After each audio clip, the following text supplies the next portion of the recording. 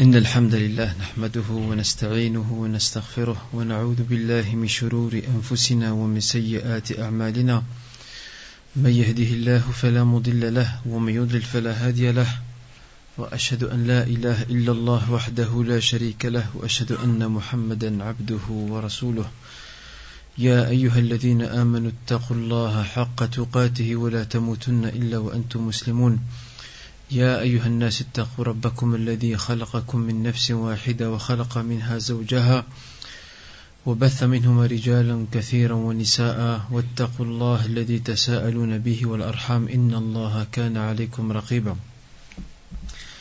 يا أيها الذين آمنوا اتقوا الله وقولوا قولا سديدا يصلح لكم أعمالكم ويغفر لكم ذنوبكم ومن يطع الله ورسوله فقد فاز فوزا عظيما أما بعد فإن أصدق الحديث كتاب الله عز وجل وخير الهدي هدي محمد صلى الله عليه وآله وسلم وشر الأمور محدثاتها وكل محدثة بدعة وكل بدعة ضلالة وكل ضلالة في النار وبعد. Chers frères et sœurs, nous revoici à un nouveau cours des leçons tirées de la biographie du prophète Mohammed sallallahu alayhi wa sallam.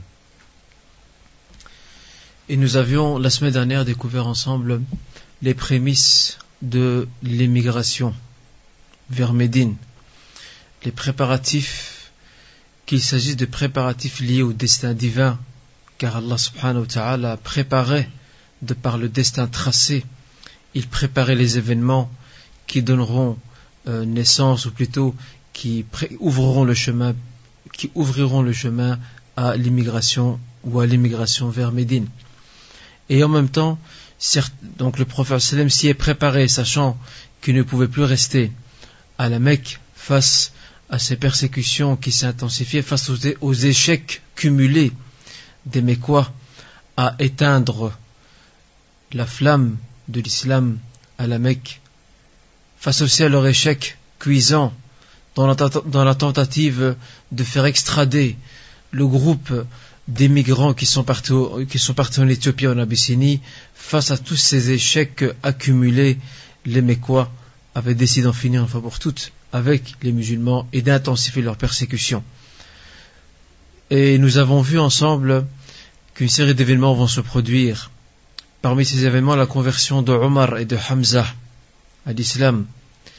La conversion de Omar et de Hamza à l'islam constituèrent une très grande victoire pour les musulmans qui n'en pouvaient plus face aux dures persécutions. Et vous vous souvenez le récit de ce compagnon Khabbab ibn al-Arat qui est venu voir le prophète sallam alors qu'il était en face de la Kaaba. Il était penché ou plutôt accoudé auprès de la Kaaba, enveloppé dans son bourda, dans son manteau. Et ce compagnon demandait au prophète sallam an-nasr, de demander à Dieu de faire descendre la victoire, le triomphe, l'appui, l'assistance, car il ne pouvait plus supporter ces persécutions. Et nous avons vu comment le prophète sallam a rougi. Et vous vous souvenez que la rougeur de son visage indiquait la colère, et qu'il s'est assis du coup, et il a relaté à cet homme, à ce compagnon Khabbab ibn al-Arat, il lui a relaté ce qu'ont enduré les musulmans, les premiers musulmans bien avant eux, à savoir ceux de l'époque des tribus d'Israël, Banu Israël, comment ceux-ci ont souffert face aux persécutions, au point que l'un d'entre eux, comme le relate le prophète sallam dans ce hadith rapporté par le Bukhari et d'autres, au point qu'on ramenait l'un d'entre eux et on lui creusait à même le sol, on plaçait sur sa tête une scie et on se mettait à le couper en deux, en séparant la chair de ses os, et on lui demandait de renier sa foi. Eh bien cette torture ne le faisait pas fléchir, il restait sur leur foi, et il restait tenace. Et c'est là que le prophète sallam dit à ce compagnon, et sachez qu'Allah Azza wa Jal donnera Allah Azza wa Jal donnera primauté à sa voie, à sa religion, au point que le voyageur partira d'où, vers où? Qui se souvient? Qui se souvient de quelle ville vers quelle ville? Non, ça on va venir après. Il partira de Sanaa jusqu'à Hadramaut, 2 villes yéménites. Il n'aura peur de rien, si ce n'est de Dieu, d'Allah subhanahu wa ta'ala, et du loup qui guette donc ses brebis. Donc tout ça pour préciser que la primauté et la suprématie appartiendront à l'islam à un temps venu. Et bien sûr, le prophète sallam ici est informé par Dieu, par Allah Azza wa Jal, qui lui fait découvrir, qui lui lève le voile quant à certains événements qui se produiront dans le futur. Et effectivement, l'Arabie, depuis la mort du prophète sallam et même durant le règne des 4 califes, n'a jamais connu autant de sécurité dans toute son histoire. Avant, vous savez que c'était le pillage fréquent des caravanes qui traversaient le long, donc l'Arabie, et depuis l'avènement de l'islam à Médine, depuis le triomphe de l'islam et la soumission et la reddition de la Mecque, et après quoi la succession d'Abu Bakr, Omar, Uthman et Ali radiallahu anhum à la tête de la communauté État de Médine, eh bien depuis lors les routes étaient sécurisées, l'islam est prédominant, les gens craignent leur Seigneur, ils ont compris qu'il y a une crainte révérentielle, al-hiba, une crainte révérentielle qu'ils doivent vouer à Dieu et que lui seul est maître de leurs actes et de leur conscience. Donc, il conclut, le prophète conclut son conseil, si vous voulez, qu'il donne, qu'il prodigue à ce compagnon Khabbab en disant lakinnakum qawmun tasta'jilun, vous êtes des gens précipités, vous vous précipitez, vous voulez tout maintenant. Il faut goûter un peu à la galère avant de pouvoir voir la lueur du jour apparaître. Donc c'est un événement aussi, le voyage du prophète vers Taïf. Il a essayé de trouver une base à Taïf.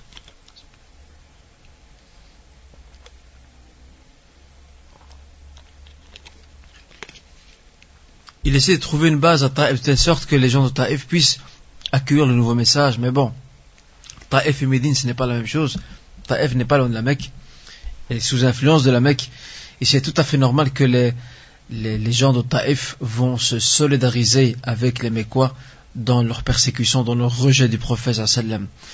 Alors, ne restait plus qu'une seule destination qu'il verra dans son rêve, comme le relate al-Bukhari, où il verra une cité remplie de palmiers, et il lui sera indiqué qu'il s'agit de Yathrib, cette ville fantastique et formidable et prestigieuse qui restera jusqu'à nos jours, jusqu'à la fin des temps, l'un des plus grands symboles de l'islam, bien sûr après la Mecque. Et donc, au même moment où les musulmans fléchissent, malgré quelques victoires telles que la conversion de Omar et de Hamza, ils fléchissent malgré tout parce que les persécutions deviennent de plus en plus dures. En fait, ils ont l'impression de voir l'horizon bouché. Ils ne savent plus vers où s'orienter. C'est là qu'Allah subhanahu wa ta'ala offre un cadeau à son messager. Et ce cadeau n'est autre, chers frères et sœurs, que le voyage nocturne et l'ascension, al-Isra ou al-Mi'raj.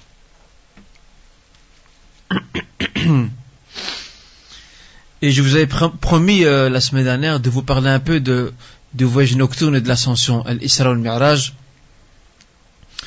Et comme vous savez, l'Isra al-Mi'raj s'est produit quelque temps avant l'émigration vers Médine, vers Yathrib. Les dates sont très controversées quant au jour exact. Alhamdulillah que c'est controversé, car malheureusement, beaucoup de gens de notre Ummah, de notre communauté, fêtent cet événement, sachant que ce n'est pas une fête. Vous êtes dans pas mal de pays musulmans, vous verrez que les gens fêtent l'Isra al-Mi'raj lorsqu'il vient en son temps. Mais, comme je viens d'indiquer, il n'y a pas de date précise, exacte, quant à l'événement lui-même, quand c'était produit. Tout comme aussi la naissance du prophète sallam, il n'y a pas de date exacte. Il y a une très grosse controverse, entre autres relatée par l'historien et biographe Al-Qastallani dans son livre Al-Mawahib Al-Laduniyya. Il a rapporté quand même pas mal d'avis qui témoignent de la grosse divergence quant à la date exacte de sa naissance, et comme si Allah subhanahu wa ta'ala prévoyait, et certainement il prévoit car il est le sage, l'omniscient, que certaines personnes de la communauté allaient chercher à fêter cet événement, et par là même, le fait que cette date est controversée, c'est une preuve de plus qu'on ne sait pas s'arrêter, ou qu'on ne sait pas arrêter cette date par un événement. Et de surcroît, nous ne pouvons nous qu'un cas la fêter, car comme je l'expliquais la semaine dernière, les meilleurs hommes, les meilleurs croyants de la communauté, qui sont les compagnons qui étaient les plus proches du prophète sallam, qui l'ont plus aimé que nous, qui ont vécu à ses côtés, qui ont compris son enseignement, qui l'ont saisi, qui l'ont assimilé, n'ont jamais fêté cet événement. Alors si eux n'ont jamais fêté, ce n'est pas à nous de le faire, ce qui est évident. Et de même pour les premières générations de l'islam aussi, les tabi'in, les tabi'in, nous n'avons aucune trace et aucun propos venant de leur part quant à l'importance ou la recommandation de fêter donc cet événement. Et j'ai rappelé la semaine dernière que la fête, ce qu'on appelle le Mawlid al-Nabawi, la fête de l'anniversaire du prophète sallam, c'est un événement étranger à l'islam, c'est un corps étranger qui s'est rajouté, qui s'est infiltré chez nous. Il vient des chrétiens. Les chrétiens, vous savez, chaque année, entre guillemets, fête la naissance de Isa alayhi salam, Jésus. Eh bien, il s'est infiltré chez nous avec, bien sûr, de par l'influence des chrétiens.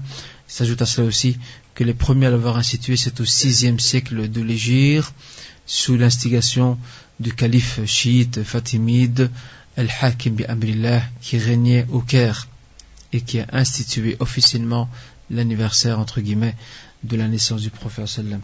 Il faut attendre 5-6 siècles.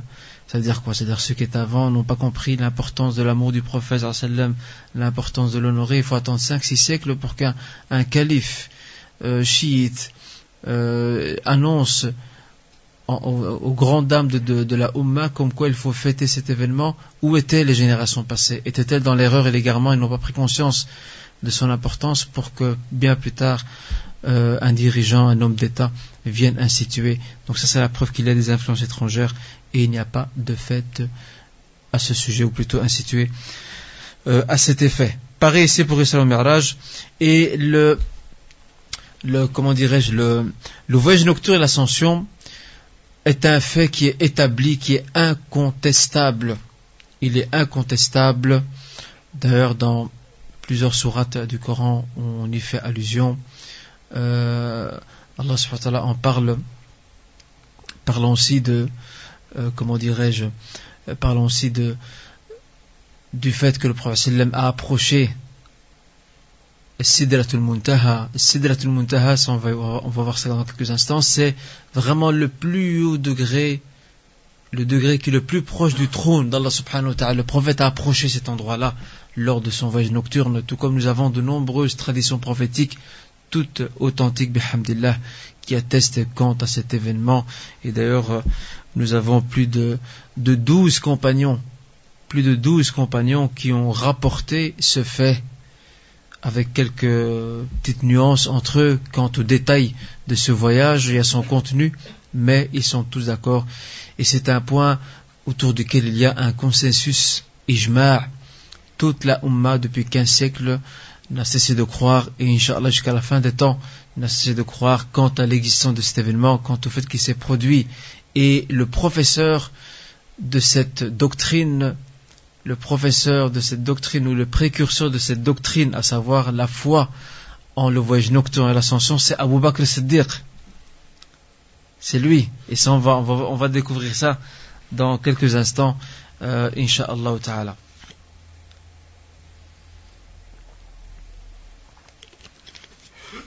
Parmi les compagnons qui ont relaté le voyage nocturne et l'ascension, nous avons Abu Huraira. Nous avons le compagnon Abu Huraira.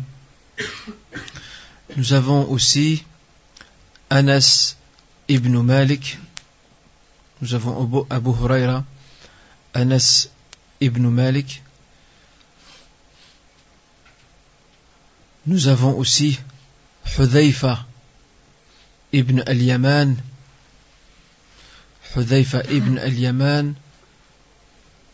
Nous avons également Al-Buraida, ou plutôt Buraida ibn al-Husayb. Buraida ibn al-Husayb. Nous avons aussi Shaddad ibn Aus. Shaddad ibn Aws. Nous avons également Ubay ibn Ka'b.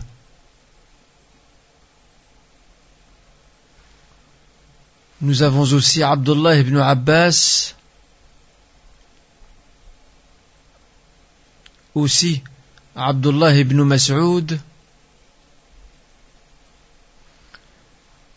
Également Abu Dharr. Et d'autres. Donc tous ont rapporté, ont relaté donc ce fait, cet événement qui est sujet d'unanimité. Aucun musulman à l'époque du prophète sallam ne l'a contesté, du moins ceux qui étaient raffermis dans leur foi, donc n'a contesté ou n'ont contesté cet événement, et ce, Inch'Allah, jusqu'à la fin des temps.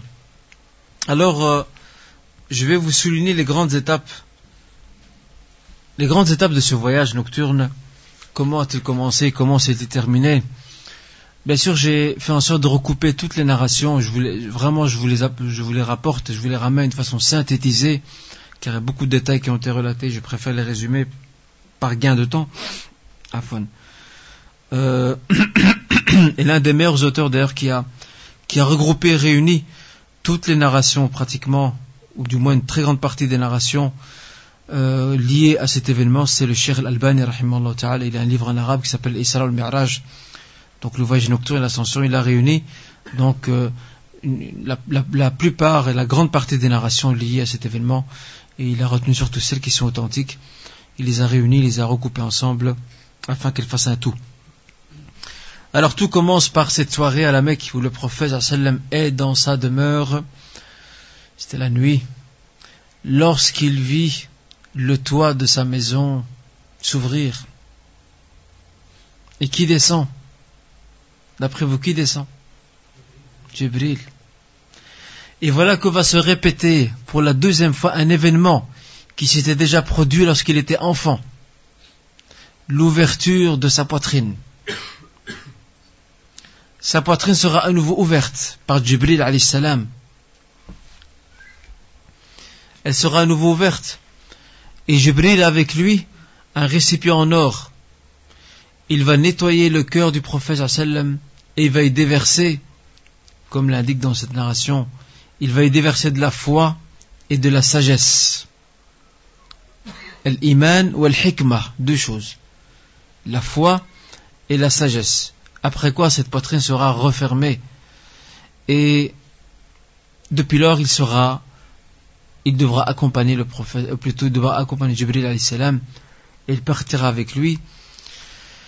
Il partira avec lui jusqu'à Jérusalem, Beit al-Maqdis.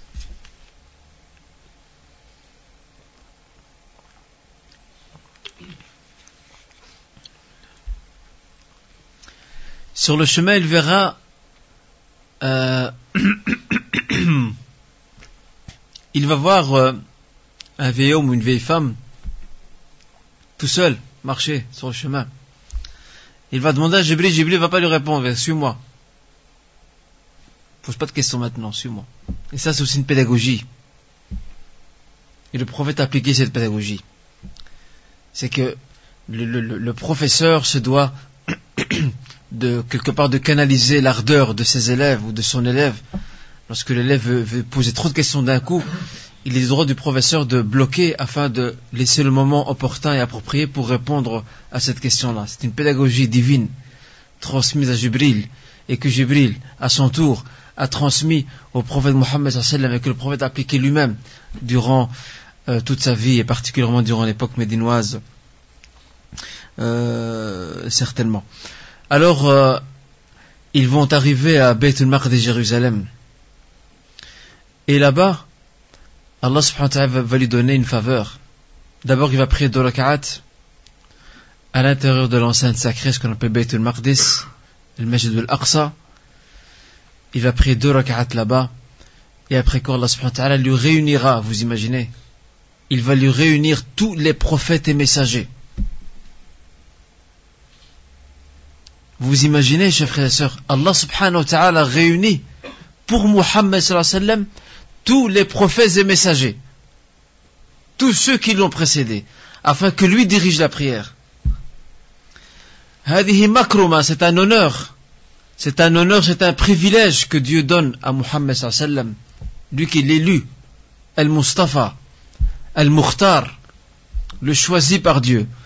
Allah subhanahu wa ta'ala lui donne cet honneur, ce privilège de diriger la prière et avoir derrière lui tous les prophètes et messagers. Imaginez-vous la scène. Nous maintenant, on s'en rend pas compte. Mais imaginez-vous la scène, Muhammad devant, et je ne sais combien de prophètes. D'accord, on va répondre, on va être plus précis. Combien y avait-il de prophètes, combien de messagers? Qui sait me dire? Prophète ou messager? Hein? Je vois qu'il y a divergence entre les savants.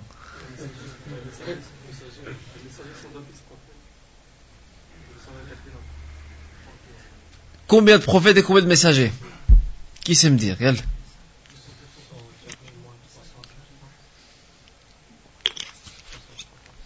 « 124 000 prophètes et 315 seulement messagers. » Mais bien sûr, tout messager est automatiquement un prophète, et tout prophète n'est pas un messager nécessairement. D'accord? Alors imaginez-vous cette scène impressionnante, fantastique, formidable, de tous ces prophètes et messagers, tous réunis sur une même scène, sur une même arène, tous derrière le prophète Mohammed. Mais quel honneur et quel privilège. Ceux et celles qui doutent encore de la place de mérite, de la place privilégiée de Mohammed, mais qu'ils méditent sur ce fait. Et à partir de là, va commencer son ascension. Allah subhanahu wa ta'ala met à la disposition de Mohammed Al-Buraq. Al-Buraq, c'est une bête qui est plus grande qu'un âne, ou qu'un mulet, mais qui n'atteint pas pour autant la taille d'un cheval. C'est entre les deux. D'accord? C'est un peu plus grand qu'un âne ou un mulet, mais ça n'atteint pas pour autant la taille d'un cheval. Et c'est là qu'il fait son voyage. Et à chaque fois qu'il arrive à un ciel, il y a ce qu'on appelle Khazinu Sama'. Regardez la grandeur d'Allah subhanahu wa ta'ala. Il y a un gardien de ce ciel. Un portier si vous voulez. Il y a un portier, Khazinu Sama'. Et Jibril, qui est éduqué par son Seigneur, demande l'autorisation d'entrer. Qui es-tu? Ana Jibril. Wa man ma'ak? Qui est avec toi? Muhammad. Entre. Qui il va rencontrer? Qui? Il va rencontrer Adam alayhi salam. Et au début, le prophète ne va pas reconnaître Adam. Il va voir Adam, lorsqu'il regarde à la droite, il sourit. Et lorsqu'il regarde à la gauche, il se met à pleurer. Et le prophète est interpellé, mais pourquoi? Qui est cet homme? Il dit, ça c'est Adam alayhi salam. Lorsqu'il regarde à la droite, ce sont les gens Ahlul Yamin, les gens de la droite, les gens du paradis. Et lorsqu'il regarde à la gauche, c'est Ahlul Shimal, c'est les gens de la gauche ou les gens de l'enfer. Et cette tristesse, bien entendu, n'est autre que son amertume et sa tristesse de voir sa descendance sombrer dans l'enfer, alors qu'il aurait souhaité que celle-ci réponde aux messagers prophètes qui leur ont été envoyés. Il continue donc son ascension, sallallahu alayhi wa sallam. Il rencontre le prophète Idris alayhi salam. Le prophète Adam alayhi salam dira à Muhammad sallam, le prophète sallam lui dira, marhaban bika, marhaban bibni salih wa nabiyyin salih. Bienvenue à toi Muhammad, bienvenue à un fils pieux, parce que c'est son descendant, et un prophète pieux et vertueux. Il rencontre après Idris, il monte, il rencontre Idris. Il va aussi, et Idris lui dira la même chose, si ce n'est il ne dira pas bienvenue au fils pieux, il lui dira bienvenue aux frères pieux, parce qu'ils sont frères dans la prophétie. Adam c'est leur père, à eux tous. Il va rencontrer Moussa alayhi salam également. il va rencontrer Isa alayhi salam. Je me suis permis de ne pas vous citer les différents degrés, les différents cieux, parce qu'il y a divergence, comme l'a souligné Cheikh Albani, qui il a rencontré qui et où. Il y a entre les différentes narrations divergentes, je me contente de vous citer qui il a rencontré. Il a rencontré Moussa alayhi salam, Yahya alayhi salam, Youssef alayhi salam, Isa alayhi salam. Et il dira même Isa, je l'ai vu. وأقرب الناس شبها به عروة ibn Mas'ud al-Thaqafi. Il dit celui qui ressemble le plus, l'homme qui ressemble le plus à Isa, c'est notre compagnon à nous qui est ici, à la Mecque, Urwa ibn Mas'ud al-Thaqafi. C'était un des compagnons du prophète sallam. Et j'ai une question à vous poser en passant. Jibril alayhi salam, comment se présentait-il à Muhammad sallallahu alayhi wa sallam? Qui sait me dire?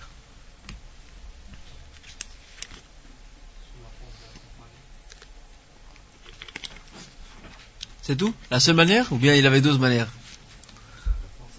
Sous sa vraie forme. Soit Jibril alayhi salam, lorsqu'il se présentait à Muhammad sallallahu alayhi wa sallam, en réalité il se présentait sous l'une des trois formes suivantes. Soit il se présente sous la forme d'un compagnon, ou il se présente sous sa vraie nature, ou troisièmement, il se présente sous la forme d'un étranger. Un homme que personne ne connaît, sauf Muhammad qui l'a repéré. Et ce compagnon, dont il prenait la forme apparente, qui était-il? Qui sait me donner son nom? Qui sait me donner le nom de ce compagnon, sous la forme duquel Jibril venait? Personne ne sait me dire c'est qui? C'est Dihyatu al-Kalbi. Dihyatu al-Kalbi. C'était l'un des compagnons les plus séduisants de la Mecque, l'un des plus élégants, l'un des plus beaux, l'un des plus charmants. Et ben Jibril alayhi salam prenait sa forme et se présentait à Muhammad alayhi salam. Bien sûr, Dieu voulait qu'ils ne se croisent pas tous les deux au même moment. Sinon, on aura affaire à des sosies. Allah subhanahu wa ta'ala faisait en sorte, de par son destin, que lorsque Jibril est là, sous la forme de Dihya al-Kalbi, le vrai Dihya al-Kalbi n'est pas là, il n'est pas présent, ce qui est logique. D'accord? Et il va aussi rencontrer quelqu'un qui nous est cher à nous tous et toutes, et qui est cher à Muhammad sallallahu alayhi wa sallam. C'est qui? Ibrahim alayhi salam. Et Muhammad dira, celui qui lui ressemble le plus, c'est moi-même. Le prophète dit de lui-même, lorsqu'il a vu Ibrahim alayhi salam, il dira, je suis celui qui lui ressemble le plus physiquement. Subhanallah. Alors, il va atteindre un niveau très haut en franchissant les différents cieux, et à chaque ciel, il y a un gardien, Khazin, qui demande à Jibril, qui est celui qui est avec toi? C'est Muhammad. Passez, vous pouvez entrer. Vous avez le pass. Vous pouvez y aller. Il va atteindre un niveau très haut au point que Muhammad va entendre le bruit des plumes qui écrivent. Sarirul aqlam. Et le bruit de ces plumes n'est autre que la transcription par les anges du destin divin. Les anges sont en train de prendre note de ce que Dieu a décidé pour, par exemple, comme vous savez, la nuit du destin, c'est la nuit durant laquelle Allah subhanahu wa ta'ala soumet à ses anges toutes les nouvelles directives qui ne sortent pas des grandes. Toutes les directives et toutes les orientations qui vont couvrir toute une année. Qui va mourir, qui va naître, qui deviendra pauvre, qui deviendra riche, qui sera malade, que se passera-t-il comme événement, la pluie, la sécheresse, etc., etc. Sur toute une année. D'où l'importance de la nuit du destin pour nous, en tant que musulmans, et l'intérêt que nous avons, de par notre foi, en cette nuit de la rechercher, dans la nuit impaire, même si certains savants, entre autres le Cheikh Albani, rahimahullah, penche pour le fait que c'est la nuit du 27. Il se base sur le hadith d'Ubay ibn Ka'b. Il se base sur le hadith d'Ubay ibn Ka'b qui est rapporté par Muslim, où le compagnon jurait que c'était bien la nuit du 27. En tous les cas, comme l'indique le compagnon Ibn Hajar, ou plutôt le savant Ibn Hajar, le savant Ibn Hajar, le commentateur de Sahih al-Bukhari, il dit que la vie qui est le plus proche de la rectitude et la justesse, c'est que c'est une nuit qui se déplace. Elle ne reste pas au même endroit. Elle peut être au 21, 23, 25, 27 ou 29. Et ça, c'est Inch'Allah le plus proche de ce qui est juste, Inch'Allah Azza wa Jal. D'accord? Alors, il va entendre, comme je disais, les plumes prendre note du destin divin. Et c'est à ce moment-là que la prière lui est prescrite. Combien de prières? 50 prières. Et Muhammad sallallahu alayhi wa sallam redescend et rencontre Moussa alayhi salam. Et Moussa alayhi salam lui demande: qu'est-ce que Dieu t'a prescrit? Il répond: Khamsouna salah, 50 prières. C'est là que Moussa alayhi salam dit: retourne vers Dieu, demande-lui qu'il allège le nombre. Fa inna ummataka la tutiqu dhalik. Demande à ta communauté, demande à Dieu qu'il allège le nombre de prières pour ta communauté, car ta communauté ne peut pas supporter 50 prières. Regardez, il y a toutes des sagesses dans ce récit de Isra Mi'raj. Je ne sais pas si vous avez remarqué. Regardez, Dieu a voulu qu'il rencontre qui? Moussa alayhi salam. Moussa alayhi salam, c'est le prophète qui a le plus souffert avec son peuple. Il a énormément souffert dans la transmission des enseignements. Les tribus d'Israël polémiquaient, discutaient futilement, remettant en cause, débattaient tout ce qui était révélé à Moussa alayhi salam. Et il suffit de retourner dans les débuts de la sourate Lava, sourate al-Baqarah, vous allez voir de vos propres yeux. Vous verrez de vos propres yeux comment Banu Israël, les tribus d'Israël, les enfants d'Israël débattaient et polémiquaient avec Moïse, Moussa alayhi salam, quant aux enseignements. Donc ici, le prophète a droit au conseil d'un homme qui est aguerri, qui a de l'expérience, qui est passé par ce chemin. Et il sait ce que c'est. Alors il conseille le prophète de revenir vers Allah subhanahu wa ta'ala et de lui demander d'alléger un peu tout ça, car ta communauté ne sera pas capable d'assumer 50 prières. Et Wallah, Moussa avait raison. Aujourd'hui, 5 prières. Ya ibadallah, 5 prières. Chers serviteurs de Dieu, 5 prières, et nous ne sommes même pas capables de les faire correctement. 5 prières qui sont abandonnées, désertées par beaucoup de musulmans. 5, alors que normalement j'étais 50.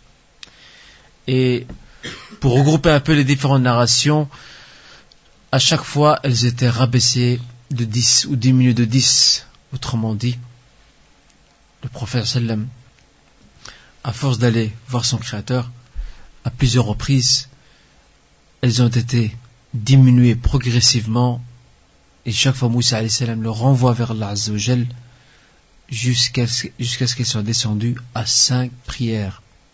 Et même 5 prières, Moussa dit: retourne et demande qu'il allège encore. Le prophète sallam dit: Inni astahyi min Rabbi.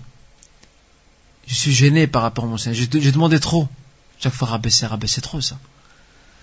Et il va quand même remonter. Salatu Rabbi wa salamu alayhi. Et c'est là que Allah subhanahu wa ta'ala dira: Hiya khamsu salawat wa hiya khamsoun la yubaddalu ladayya al-qawl. C'est 5 prières, mais qui valent 50. Donc vous imaginez, si on fait les 5 prières correctement, avec présence du corps, de l'esprit, du cœur, de l'âme et de la conscience, eh bien, cela équivaut à 50 prières. C'est comme si tu avais prié 50. C'est comme si tu avais accompli plutôt 50 prières. Vous imaginez? Subhanallah. Et là, c'était fini. 5 prières. Ça suffit. Et le prophète sallam sera élevé, ou plutôt arrivera à ce qu'on appelle Sidratul Muntaha, qui n'est pas loin du trône, et se dégage de Sidratul Muntaha, ce haut stade ou ce stade sublime, se dégagera de lui 4 fleuves. 2 sont issus du paradis, et 2, Jibril dit au prophète sallam, il s'agit de l'Euphrate et du Nil. Et dans le monde musulman, ce sont les 2 fleuves les plus importants. L'Euphrate, il est Al-Furat, il est en Irak. Il abreuve et nourrit toute la région. Et Al-Nil, il est où le Nil? Il est en Égypte.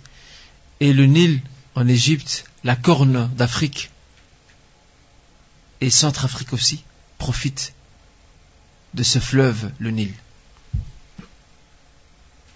Et par rapport au Nil, en passant à titre anecdotique, parmi les karamat, parmi les signes miraculeux de Omar ibn al-Khattab, parce qu'il y a mu'jiza et il y a karama. Le mu'jiza, c'est un miracle divin, mais qui est uniquement pour les prophètes.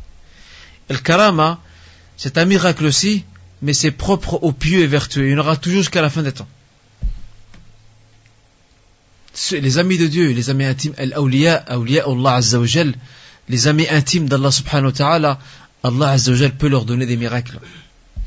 Et Omar ibn al-Khattab faisait partie de ces gens-là. Kana waliyan min awliya illahi Azza wa Jal. Alors, certains sont venus se plaindre à l'époque du califat de Omar en lui disant, Ya Omar, le fleuve du Nil, on n'arrive plus à le maîtriser. Il déborde sur nos terres. Il saccage nos terres. Et c'est là que Omar a écrit une lettre. Il a dit, jetez-la sur le Nil. Et la lettre, il l'adresse au Nil. Au nom d'Allah subhanahu wa ta'ala, je t'ordonne de ne plus dévaster et de ne plus saccager les terres des musulmans. Et effectivement, depuis lors, c'est un miracle, à des karama. Depuis lors, ce fleuve va se calmer. Et ceux qui étaient témoins de cette scène vont prendre conscience que Omar, auprès de Dieu, occupe, après les prophètes et messagers, il occupe un rang très élevé.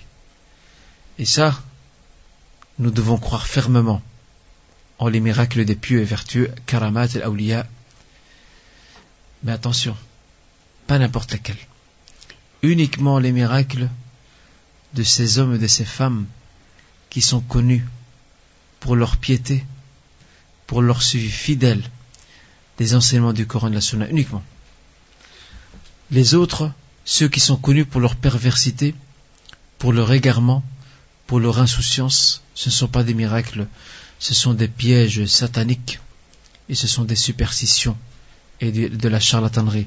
L'imam Shafi'i disait d'ailleurs, il nous donne le critère, il disait dans un vers poétique, il dit إذا رأيت الشخص قد يطير, si tu vois l'homme voler dans le ciel, وفوق ماء البحر قد يسير, et il marche sur l'eau, ولا يعرف عند حدود الشرع, et il n'est pas connu pour quelqu'un qui observe les limites de Dieu tracées par Dieu, il bafoue, il les viole. فاعلم أنه مستدرج وبدعي, sache que c'est quelqu'un qui est attiré par Satan et que Dieu piège aussi, et que c'est un innovateur, un mubtadi'. Donc pas n'importe quel miracle. Donc faites attention à ça. Et Karamat al-Awliya, les miracles des pieux et des vertueux, c'est un chapitre qui maintenant est inscrit dans les livres de la croyance et du dogme. Kutub al-Aqida. Les livres de la croyance et de la foi ont tous repris ce chapitre spécifique et distinct qui fait partie de notre croyance, à savoir croire non seulement les miracles des prophètes et messagers, mais aussi les miracles que Dieu donne à titre de cadeau aux vertueux, aux pieux de cette communauté. Et c'est un long sujet. Alors, comme je disais, il y a ces 4 fleuves, il y a Sidratul Muntaha, et aussi parmi les choses que le prophète sallam connaîtra, c'est qu'on le laissera choisir. On lui présentera 2 cruches, l'une de lait ou lait battu et l'autre de vin. Il lui sera dit, tu choisis celle que tu veux. Ça veut dire que s'il choisit l'une d'entre elles, ce sera celle-là qui sera retenue pour sa communauté. Et Muhammad sallallahu alayhi wa sallam va choisir la cruche ou le récipient dans lequel il y a du lait ou du lait battu. Et Jibril lui dira, tu as réussi, tu as répondu par ton choix à la fitra, à la nature première. Parce que l'alcool ou le vin, c'est pour l'au-delà, pas dans ce bas monde. Nous l'est interdit dans ce bas monde. Al-Khamr, le vin nous est interdit dans ce bas monde. On le retrouvera dans l'au-delà. Mais ceux qui le consomment déjà maintenant, non seulement ils risquent un grand châtiment, mais en plus de cela, ils en seront privés dans l'au-delà. Regardez, ils choisissent ce qui est plus pur dans ce bas monde, et qui est le lait ou le lait battu. Et donc, Jibril confirme son choix, et appuie le choix du prophète en disant, tu as choisi ce qui correspond à la fitra, à la nature première, à savoir la pureté. Ok? Aussi, il va observer la maison céleste, Al-Bayt al-Ma'mour. Al-Bayt al-Ma'mour, c'est une sorte de Kaaba, si vous voulez. Et il va demander à Jibril, qu'est-ce que cette demeure céleste? Que représente-t-elle? Alors c'est là que Jibril lui dira, هذا البيت يصلي فيه 70,000 ملك في كل يوم. Ce temple ou cette demeure céleste, el Bayt al-Ma'mour, chaque jour prie auprès de lui 70 000 anges qui n'y reviennent plus. Regardez maintenant depuis combien de temps l'humanité existe. Regardez combien d'anges ont dû passer par là. 70 000. Tous les jours, 70 000 anges prient auprès de ce temple puis ils partent. Et dans une autre narration, on parle de tawaf, qu'ils font aussi ils font le tawaf, la circumambulation autour de ce temple, et ils n'y reviennent plus. Donc tous les jours, il y en a 70 000. Alors je vous laisse vous imaginer qu'est-ce que ça représente. Juste un exemple en passant. L'enfer, qui sera tiré le jour de la résurrection et qui aura 70 000 chaînes. 70 000 chaînes, c'est rapporté par Muslim, 70 000 chaînes. Et à chaque chaîne, il y a 70 000 anges qui tirent. Faites le calcul. Combien ça revient? 70 000 chaînes, et à chaque chaîne, 70 000 anges qui tirent. Vous savez combien ça? Qui sait faire le calcul?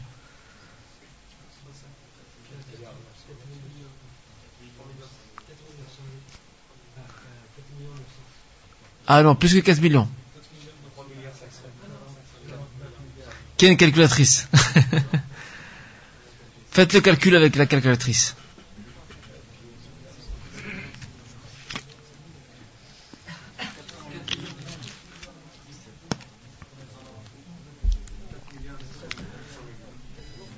Vous savez combien? 4 milliards 900 millions. C'est ça? Vous imaginez 4 milliards 900 millions. Ça c'est juste ceux qui tirent. L'enfer. Que dire du reste? 70 000 tous les jours. Ceux qui sont éparpillés dans les cieux et sur la terre, ceux qui surveillent ou ceux qui accompagnent chaque homme, et regarde depuis la création de l'homme jusqu'à maintenant, qui accompagnent chaque fois, ils sont chaque fois deux, et j'en passe des meilleurs. Il va rencontrer aussi, à chaque fois qu'il rencontre un ange, il y a un sourire. Sauf un seul. C'est le seul, wallah, c'est le seul qui ne sourit pas. Et d'ailleurs même, Muhammad sallallahu alayhi wa sallam sera étonné et stupéfait et dira à Jibril, il n'y a pas un ange qui ne m'ait pas souri, sauf celui-ci. Lui dit celui-ci, c'est Malik. C'est le gardien de l'enfer. Depuis que l'enfer a été créé, il n'a jamais souri. Ici, Jibril continue en disant, et s'il devait sourire à quelqu'un, ce serait bien toi. Depuis lors, il n'a jamais souri. Depuis la création de l'enfer. D'accord? Il découvrira aussi le fleuve, ce fleuve immense, dont la distance, ou plutôt la longueur et la largeur, équivalent à 1 mois de marche, dont aussi les ustensiles qui longent des deux côtés correspondent au nombre d'étoiles qui couvrent le ciel ou les cieux. Et sur les côtés, il y a aussi des dômes faits de bijoux qui décorent. Et ce fleuve immense n'est autre que Al-Kawthar, le fleuve d'abondance. Et d'ailleurs le verset dans Surat Al-Kawthar, le premier verset, Inna a'taynaka Al-Kawthar, nous t'avons donné Al-Kawthar. Les mufassirin, les commentateurs du Coran nous disent que cela signifie deux choses, et les deux ne sont pas contradictoires. Cela signifie le fleuve que Dieu lui a réservé dans l'au-delà, uniquement pour lui. Et cela signifie aussi tous les bienfaits qu'Allah subhanahu wa ta'ala lui donnera à lui, dans ce bas monde et à sa communauté. Et les deux explications ne se contredisent pas, en tous les cas. D'accord? Donc il va observer, il va voir ce fleuve impressionnant. Et sur le retour, lorsqu'il aura fini son voyage, et j'avais expliqué la fois passée, qu'on a interrogé Aïcha radhiyallahu anha, on lui dit, est-ce qu'il a vu Allah subhanahu wa ta'ala? Aïcha dit non. Et elle et d'autres compagnons confirment cette thèse en rapportant donc la question qui avait été posée et soulevée au prophète sallam, Ara'ayta rabbak, as-tu vu ton Seigneur? Le prophète répond, Nurun anna arah, c'est une lumière, comment puis-je le voir? Sa lumière est tellement forte que je ne sais pas le voir. Et ça confirme aussi un autre hadith authentique dans lequel il est mis que Allah subhanahu wa ta'ala, s'il jetait un coup d'œil sur la planète, sur le bas monde, ce bas monde, et qu'il levait le voile qui couvre son visage, eh bien, la lumière qui se dégage de son visage brûlerait toujours son chemin, à la distance de la vue. C'est pas étonnant que Muhammad sallam n'ait pas pu le voir. C'est une lumière forte devant lui, il ne sait pas la voir. Il ne sait pas voir le visage d'Allah subhanahu wa ta'ala. Alors demandons à Dieu, demandons à Allah subhanahu wa ta'ala qu'il nous fasse ce cadeau, cette faveur, le jour de la résurrection, c'est que nous puissions le voir. Dites Amin. Et surtout que dans Sahih Muslim, d'après le compagnon Suhayb ibn Sinan, Allah subhanahu wa ta'ala rend visite aux gens du paradis, Ahlul Jannah, et il leur dit, Azidukum shay'a, voulez-vous que je vous rajoute quelque chose en plus de ce que vous avez regardé? Quelle grâce divine. Alors les gens Ahlul Jannah diront, les gens du paradis diront, Alam tubayyid wujuhana, n'as-tu pas illuminé nos visages? Alam tunajjina minan nar, ne nous as-tu pas écartés de l'enfer? Ne nous as-tu pas donné accès au paradis? Et c'est là qu'Allah subhanahu wa ta'ala lève le voile de son visage. Et le prophète continue en disant, Fama u'tu ni'matan akbara wa akthara minan nadhari ila wajhihi al-karim. Ils n'ont eu aucun bienfait plus grand. Tout ce qui est dans ce paradis, c'est rien par rapport à ce plus grand bienfait, ce plus beau, ce plus merveilleux, ce plus prestigieux, qui est le fait de voir le visage d'Allah Azza wa Jal. Alors espérons voir son visage, subhanahu wa ta'ala. Dites Amin. Voilà, très bien. Allahumma Amin. Donc, sur le retour, le prophète sallam, dans son retour, verra une caravane appartenant à Quraysh. Et lorsqu'il revient à la Mecque, le lendemain, il se met à raconter ce qu'il a vu, ce qu'il a découvert. Et les Mecquois, les Qurayshites, vont se réunir autour de lui, vont se moquer de lui et vont le tourner en dérision. Comment est-ce possible? Subhanallah, quoi? En une nuit, tu as voyagé, tu as fait le voyage d'un mois, ce que nous mettons un mois à accomplir comme voyage pour arriver jusqu'à Jérusalem. Toi, tu oses nous prétendre qu'en une nuit tu l'as fait? Qu'est-ce que c'est mascarade? Et tu prétends en plus être monté. Et le prophète sallam, il a commencé à leur décrire Jérusalem comment elle est. Beit al-Maqdis, Al-Masjid al-Aqsa, l'esplanade sacrée de Jérusalem, comment elle est dans les détails. Ils étaient surpris, mais en même temps ils ne voulaient pas le croire. Jusqu'à ce qu'Abu Bakr arrive. On dit à Abu Bakr, écoute, Mada yaqulu sahibuk, écoute ce que dit ton ami. Il prétend en une nuit avoir voyagé jusqu'à Jérusalem et avoir fait ensuite l'ascension. Alors c'est là qu'Abu Bakr répond إن كان قاله فقد صدق وإني لأصدقه فيما هو أبعد من ذلك إني أصدقه بخبر السماء. Il dit, si Abu Bakr dit ça, eh bien je le crois. Ben c'est que c'est vrai. Et je crois en ce qu'il a dit, je crois même plus que ça. Je crois en toute information qui descend du ciel. Sur Muhammad sallallahu alayhi wa sallam. Et depuis ce jour-là, Abu Bakr était surnommé As-Siddiq. Depuis ce jour-là, Abu Bakr As-Siddiq, Abu Bakr, donc le véridique. Alors, ces événements, comme je l'ai dit la semaine dernière, préparaient l'émigration. Et une petite leçon aussi importante à souligner, le seul devoir qui ait été institué directement, sans intermédiaire, qu'Allah subhanahu wa ta'ala a transmis à son messager sans intermédiaire, sans qu'il y ait Jibril au milieu, c'est la prière. Tous les autres devoirs, tous les autres enseignements qui nous ont été révélés et institués sont tous passés par le chemin de Jibril alayhi salam, sauf la prière. Et regardez la prière. Elle a été instituée la nuit de l'ascension, Al-Mi'raj. Et certains contemporains en ont tiré des leçons. La première des leçons, cela prouve l'importance de la prière. Regardez. Ulillahi al-mathalul a'la. À Dieu appartient le meilleur et le plus bel exemple. Je donne un exemple. Vous avez un roi ou un président. Généralement, le roi ou le président, quand il veut faire passer un message à quelqu'un, qu'est-ce qu'il fait? Il le donne à son secrétaire ou à son émissaire. Tu transmets la lettre à un tel. Mais à partir du moment où ce courrier il est hyper important, il a une très grande valeur, eh bien généralement il va le remettre en main propre. Il va attendre que cet hôte, que cet invité, que cet officiel vienne dans son bureau, dans son palais, et le remettre en main propre. Ça prouve que c'est bien plus important. Eh bien, c'est ce qui s'est passé avec le prophète Mohammed sallallahu alayhi wa sallam. Tous les devoirs, tous les enseignements sont passés par le biais de Jibril alayhi salam, par le biais de la révélation al-Wahy, sauf la prière qui a été instituée, qui a été transmise par Allah subhanahu wa ta'ala directement à Mohammed sallallahu alayhi wa sallam lors de la meilleure nuit qui est celle de l'ascension.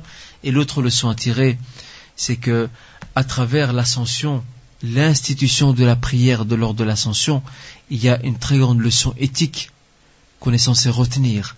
Elle était instituée alors qu'il est en haut, alors que les autres enseignements ont été institués alors qu'il est en bas sur terre. Tout ça pour préciser que la prière est censée nous élever. La prière est censée nous élever vers lui subhanahu wa ta'ala. La prière est censée nous détacher de ce bas monde. Ça veut dire, autrement dit, que lorsque j'accède au sanctuaire sacré de la prière, je suis censé, je dis bien je suis censé, ce qui n'est pas le cas malheureusement chez beaucoup d'entre nous, je suis censé me détacher de la dunya. Je me détache de ce bas monde. Je marque un temps d'arrêt. Je me pose sur ce bas monde. Tout s'arrête autour de moi pour me consacrer à Dieu. Je sors du temps.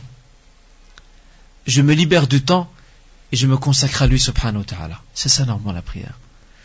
Malheureusement, de nos jours, ce n'est plus tellement ça. Malheureusement, nous entrons dans la prière avec tous les soucis du bas monde avec nous. Toutes nos affaires, toutes les affaires de ce bas monde nous accompagnent dans la prière. Regardez, à peine que vous dites Allahu Akbar, il y a le film que se déclenche. Peu importe, c'est un court métrage, moyen métrage, long métrage, mais il défile devant vos yeux. Je dois faire ça, je dois aller au magasin, au garagiste, puis des images vous arrivent. Par-ci, par-là, des images toutes fraîches, news. Elles arrivent sur le champ. Il n'y a ni mail, ni telex. Elles sont toutes fraîches. Mais elles viennent de Satan quelque part. Il vous rappelle à chaque fois ce que vous devez faire. Faites ça. L'épouse pareil, ou la femme pareil. Elle commence à réfléchir. Je dois aller au marché, je dois aller au magasin, je dois ranger la cuisine, je dois faire ceci, je dois faire cela, je dois aller à mes cours. Après, tout un film qui défile. Et à la fin, lorsqu'il termine sa prière, wallah, il ne sait même pas ce qu'il a récité dans cette prière. Il ne sait plus. Et à titre anecdotique, on raconte qu'un homme, un père de famille, il voulait préparer un repas pour les gens de la mosquée. Alors il dit à son fils, il dit, écoute, va à la mosquée, toi prier, parce que moi je vais rester à la maison préparer. va à la mosquée prier le repas, plutôt prier, et tu invites les gens à la mosquée, est-ce qu'ils viennent manger D'accord. Alors le fils se rend à la mosquée. Il se rend à la mosquée, et après la prière, il se met devant la porte de la mosquée. Il y en a un qui sort, il lui dit, attends, l'imam, qu'est-ce qu'il a lu l'imam? Qu'a-t-il lu? Ah, je sais plus. Attends, je peux y aller. Le suivant, qu'est-ce qu'il a lu l'imam? Il a lu tel verset. D'accord, viens, reste sur le côté. Qu'est-ce qu'il a lu l'imam? Prochain. Je sais plus, tu peux partir. Et à la fin, il s'est retrouvé avec un tout petit groupe. Un tout petit. Il est venu chez son père. Et son père qui a préparé un grand festin, parce qu'il s'attendait à beaucoup de monde. Ce sont ses amis, la Jama'a. Ses amis de la mosquée. Il lui fait, mais qu'est-ce que t'as fait? Où est le reste? Il fait, Abata, cher père, tu m'as dit que je vais t'apporter que ceux qui ont prié. Voilà ceux qui ont prié. Voilà ceux qui ont prié. Ils sont là. Ils étaient là corps et âme dans la prière. Les autres n'ont pas prié. Ils étaient là physiquement, mais leur esprit était ailleurs. Regardez quelle sagesse que Dieu a donnée à ce garçon, à ce jeune, à cet enfant. Donc, cette prière, faisons attention, chers frères et sœurs, de la soigner, de l'entretenir comme notre bijou le plus précieux. Subhanallah, quand tu as une chose que tu aimes beaucoup, tu as une belle voiture, tu tiens absolument à la garder, à la préserver. La femme a de beaux bijoux ou de beaux vêtements, elle fait tout pour les préserver. Eh ben, si on fait ça, si nous faisons cela, si nous agissons de cette manière envers ce qui est matériel, ce qui est palpable, on doit faire ce qui est bien plus meilleur, bien plus haut, bien plus sublime, bien plus grand avec la prière, car c'est elle qui sera pour nous une lumière et une preuve et un salut le jour de la résurrection. Et c'est elle qui va nous élever. Et c'est elle qui nous éduque quelque part. Et on y reviendra à une autre occasion, Inch'Allah ta'ala. Ça c'était donc, chers frères et sœurs, le voyage nocturne et l'ascension Al-Isra ou Al-Mi'raj. Maintenant vous connaissez son importance, vous savez un peu ce qu'il en est. Alors pour continuer un peu notre cours, les premiers à partir à Médine, après bien sûr Mus'ab ibn Umayr qui était parti avant, après Ibn Maktoum l'aveugle qui était parti aussi avant, il y a un premier petit groupe qui part sur ordre du prophète sallallahu alayhi wa sallam. Parmi ces premiers compagnons qui partent en direction de Médine Yathrib, nous avons Sa'd ibn Abi Waqqas, Bilal ibn Rabah, Ammar ibn Yasir. Donc Sa'd ibn Abi Waqqas, Bilal ibn Rabah, Ammar ibn Yasir, Omar ibn al-Khattab et une vingtaine d'autres compagnons. Le prophète leur dira, allez-y, vous pouvez y aller. Quant à lui-même, sallallahu alayhi wa sallam, lorsqu'il a vu que le complot s'intensifiait de la part des Mécois, et que les Mécois n'avaient qu'un seul but maintenant, ils ont compris que toutes ces persécutions ne servaient à rien. Car il y a un homme qui inspire ces hommes et ces femmes. Il les inspire, il leur donne du courage, il leur donne de la force, de l'énergie. C'est Muhammad sallallahu alayhi wa sallam. Alors ils ont compris que la seule manière de détruire, d'éteindre cette flamme, c'est de tuer celui qui l'alimente. Et c'est qui celui qui l'alimente? C'est le prophète sallallahu alayhi wa sallam. Et Allah subhanahu wa ta'ala nous reprend d'ailleurs ce fait dans la sourate Al-Anfal, la sourate Les Butins, verset 30. Allah subhanahu wa ta'ala rappelle dans ce verset وَإِذْ يَمْكُرُ بِكَ الَّذِينَ كَفَرُوا لِيُثْبِتُوكَ أَوْ يَقْتُلُوكَ أَوْ يُخْرِجُوكَ وَيَمْكُرُونَ وَيَمْكُرُ اللَّهُ وَاللَّهُ خَيْرُ الْمَاكِرِينَ. Ne vois-tu pas ceux qui complotent contre toi afin de te faire fléchir, afin de te tuer, afin de te faire sortir, de te chasser de ta cité? Ils complotent et Dieu répond à leurs stratagèmes, et le meilleur des stratagèmes appartient à Dieu, Allah subhanahu wa ta'ala. Je rappelle, c'est le verset 30 de la sourate Les Butins. Et à partir de ça, à partir de la descente de ce verset, il était autorisé au prophète sallam d'émigrer à Médine. Regardez comment le prophète a préparé cette émigration. Ce n'est pas du jour au lendemain il est parti. Il a pris ses clics et ses claques, ses bagages, il est parti. C'était tout un préparatif qui a pris presque 2 ans. Il a préparé le terrain là-bas. il a envoyé des compagnons, il a fait prêter serment aux nouveaux convertis médinois. Bref, il a préparé le terrain avant d'arriver. Et même avant de partir lui-même, il envoie une vingtaine de compagnons sur place. Tout ça pour préparer le cadre avant son arrivée. Il y a une grande leçon qu'on tire ici, chers frères et sœurs.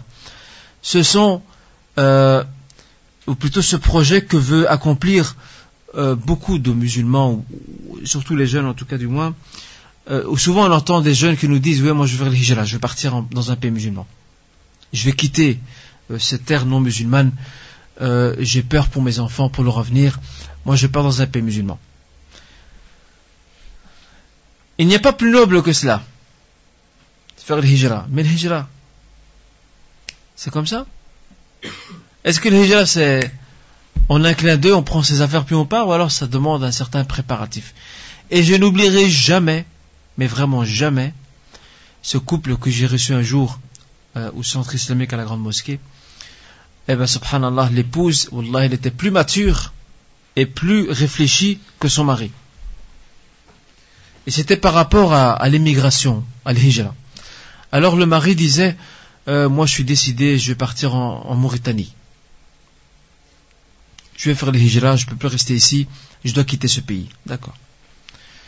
Et la sœur, elle dit, moi je ne suis pas contre le départ. Mais pour y aller, il faut le préparer. Et puis je demande au frère, je lui demande, cher frère, qu'as-tu préparé pour aller? Et le frère, en passant, je vous le dis, hein, ce frère ne travaillait même pas. Il était sans travail. Cher frère, qu'as-tu préparé pour aller là-bas? Il a dit, je n'ai rien à préparer. Dis-moi, je place ma confiance en Dieu, et tawakkal ala Allah, puis j'y vais. Ouais, mais attends. Le prophète sallam, lorsque ce bédouin demandait au prophète, il disait, voilà, j'ai une chamelle, j'ai peur qu'elle ne prenne la fuite. Regardez ce que lui dit le prophète. Il lui fait, aqilha, thumma tawakkal ala Allah. Parce que le gars, il voulait la laisser là, partir et dire, ouais, moi j'ai confiance en Dieu. Mais non. Attache-la, le prophète lui dit, aqilha, attache-la, ensuite place ta confiance en Dieu. Il faut faire les sabab aussi, il faut mettre en œuvre la cause qui va te permettre d'arriver à tes fins. Alors il me dit, non, mais de toute façon, moi je place en confiance en Dieu. Ouais, mais confiance en Dieu, Habibi, il faut y mettre les moyens aussi. D'accord, et sur place, de quoi vas-tu vivre? D'amour et d'eau fraîche? Il a dit de toute façon, il m'a dit, mon frère, Allah c'est lui le Razaq. Allah c'est lui qui donne. Et là, quand on me dit ça, moi on me coince quelque part. Je sais plus quoi dire. Parce que si je lui dis c'est pas vrai, là ce serait grave de ma part. Mais non, c'est vrai, t'as raison. Allah wa Razaq, c'est Allah qui donne. On dit pas le contraire, mais rappelle-toi, et rappelons-nous, et rappelez-vous, c'est cet homme qui avait cessé de travailler à l'époque de Omar ibn Khattab. Il avait arrêté de travailler. Et lorsqu'on l'a plaint auprès de Omar, vous connaissez Omar, il va ni à gauche ni à droite. Lorsqu'on l'a plaint auprès de Omar, on dit voilà, il a arrêté de travailler, il l'a convoqué. Pourquoi tu ne travailles plus? Il dit Inna Allah wa Razaq. Pourquoi je dois travailler? C'est Dieu qui donne. Et il lui a donné une bastonnade. Il lui a dit i'mal, agis. Fa inna as-sama' la tumtiru dhahaban wa la fidda. Agis car le ciel ne fait tomber en pluie ni de l'or ni de l'argent. Va travailler. Ils ont compris. Alors ce jeune homme dit non, dis-moi je vais sur place là-bas. Et subhanallah, j'ai remarqué, vous m'excuserez, hein, j'ai remarqué chez beaucoup de nos jeunes, ils ont une vision simpliste des choses, mais c'est incroyable mais vrai. Wallahi, incroyable mais vrai. Ils ont une vision simpliste. Ils disent non mon frère, là-bas c'est un pays, il y a des musulmans, il y a des frères à nous, ils vont m'aider. Akhil Habib, la Mauritanie fait partie des pays pauvres du monde musulman. Si eux déjà ils arrivent à s'en sortir, eux tout seuls c'est déjà bien. Alors c'est pas toi qui vont... La sœur disait, oh, mais si je suis malade, comment on va faire? Non, il y aura les akhifillah, les frères en Dieu. Il y aura les akhifillah, les frères en Dieu. Regardez la vision simpliste. Les frères en Dieu qui vont venir nous aider, on pourra payer l'hôpital, mais qui te garantit que il y aura, Inch'Allah, je l'espère, mais on est obligé de faire le sabab. Bon, malheureusement, je ne sais pas ce qu'il en est advenu de ce frère, Allah alam, mais en tous les cas, je crois qu'il n'était pas très convaincu du conseil. Parce que le problème, quand vous parlez, quand vous tenez ce genre de discours à des frères, ils vous regardent et ils ont l'impression que vous êtes contre les hijra. Mais on n'a jamais été contre. Subhanallah, qui dirait le contraire? Il n'y a pas mieux que de vivre dans un pays musulman. Il n'y a pas plus mieux que ça, on ne dit pas le contraire. Mais si vraiment t'as envie de partir, déjà ne fais pas le procès aux autres. Ne fais pas de procès aux autres pour commencer. Et secondo, si tu as envie de partir, ben prépare ton terrain. Et regardez dans la biographie du prophète sallam. Le prophète n'est pas parti jour le lendemain, il a vendu sa maison, il a pris son cheval, et puis bismillah, allez, on y va. Non, il a préparé le terrain. Ça a pris presque 2 ans. Et vous verrez la suite comment, vous allez maintenant découvrir comment le terrain était préparé. Médine est enfin prête et mûre à recevoir Mohammed sallam, avec tous les honneurs. Vous allez découvrir ça dans ce que je vais dire maintenant. Alors le prophète sallam et Abu Bakr vont sortir discrètement donc de la Mecque. Ils vont se rendre dans une grotte d'une montagne qui s'appelle la montagne de Thur, Thor. Une grotte de la montagne qui s'appelle la montagne de Thur. Et ils vont rester là-bas 3 nuits. 3 nuits parce qu'ils attendent l'arrivée du guide du désert. Le guide du désert n'est autre qu'un homme dénommé Abdullah ibn Arqat. Abdullah ibn Arqat, c'est le guide du désert. Il allait les rejoindre 3 nuits plus tard.